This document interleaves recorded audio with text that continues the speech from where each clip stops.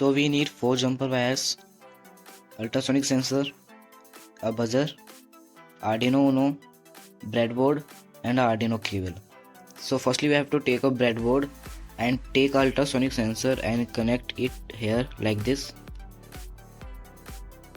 Then take 4 jumper wires and connect it like this. Take a Arduino Uno and paste it here. Then do the connections. VCC with 5 volt, GND with GND, trig pin with 9 digital pin, echo pin with 8 digital pin.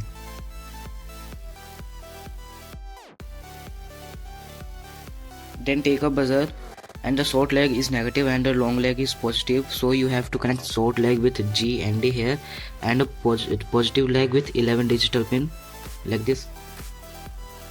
Then go to your description and you will find these 2 files. You have to download it. The first one is Arduino Code and the second one is diagram. So you have to basically copy the Arduino code by Ctrl+A and Ctrl+C. Then open your Arduino software. Then select your board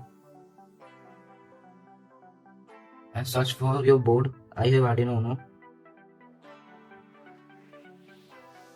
Okay, click this and paste your code here. Then just click on this icon and it will start uploading your code. Here our project is now done.